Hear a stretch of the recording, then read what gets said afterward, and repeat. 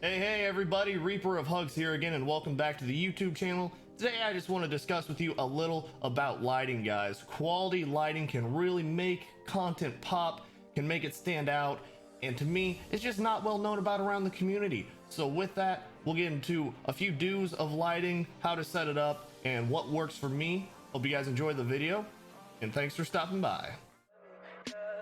Tell me pretty lies, look me in the face, tell me that you love me, even if it's fake. Personally, guys, I think lighting is just not as well known in the community.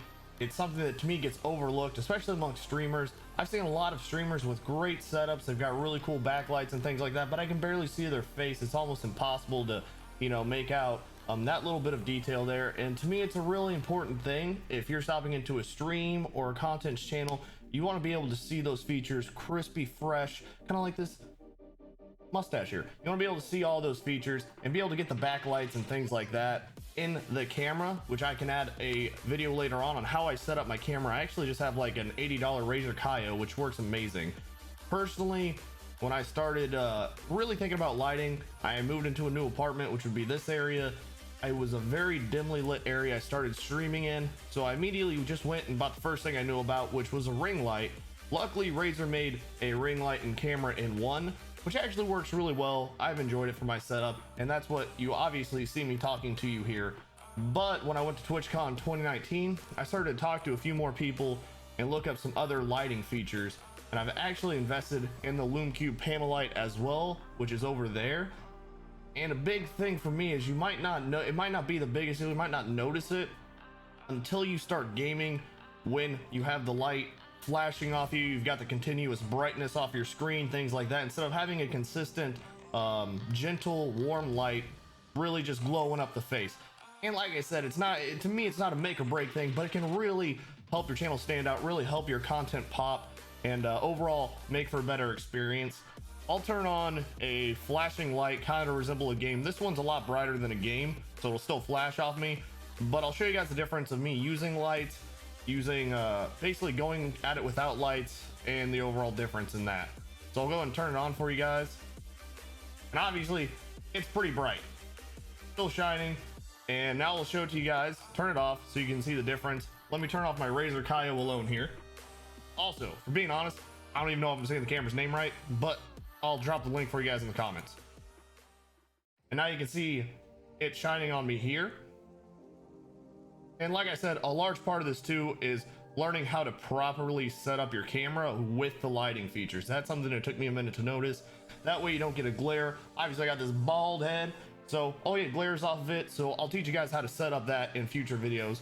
I'm gonna go over, turn off the Lume Cube panel light here and show you guys how that looks with the flashing light as well. Might notice, doesn't look like a big difference in the room currently. Personally, it is daytime out for me right now over here, so it's fairly well lit in the room. Problem is, again, if you run into nighttime things like that, it will totally change your setup at nighttime. If I didn't have these lights, it'd be almost impossible to see me, especially in this corner of the room. So this would be the flashing light, basically showing what gameplay would be like shining into my face here. And you can see how this right here could definitely get a little distracting for viewers. Again, it's probably not going to make or break the stream. It's not going to ruin your content, but to me, it's a big deal having this compared to when you turn the lights back on, like this.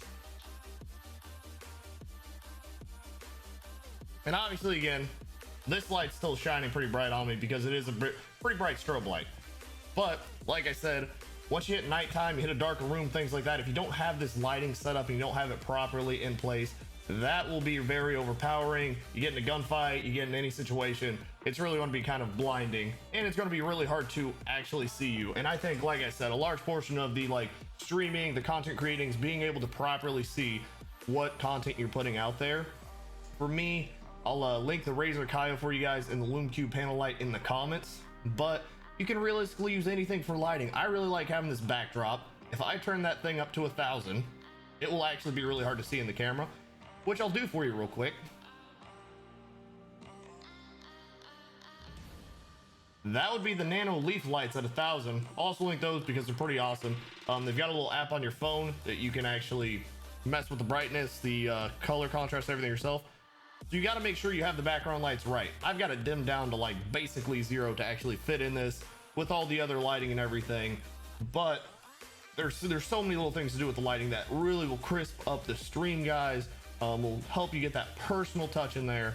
And again, you don't have to spend a lot of money. Personally, I like the Razer Kaio because it's the camera and the light in one, and I've enjoyed the experience. The LumiCube panel light is a little expensive, but to me is an excellent product. It lasts like 8 hours with its battery life, and that's at 5%. This is a light with a softener on at 5%, and it works excellent. But you can even use little you can use clip lamps, get them off Amazon, things like that. I personally am a big fan of using the 2 angles of the lighting, so it illuminates both sides of my face. That way I don't have a shadow going this way or a shadow going that way. It keeps everything just a little bit crisper on the entirety of the face.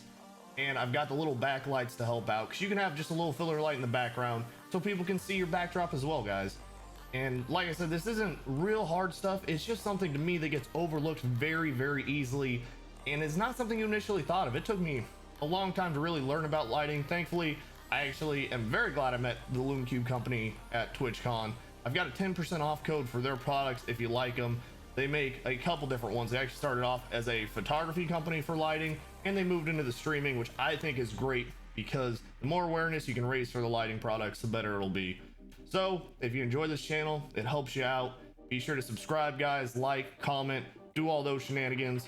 Like I said, I will be dropping a video over how I set up my webcam to properly get these beautiful lights right here in the picture, and everything else a little crispier, because using the lighting is great, but it can create a bit of a glare off the head, and it can you should be able to tone down the brightness coming off your screen. So with that, guys, I'll see you in future videos. Reaper of hugs, guys. Big hugs to y'all.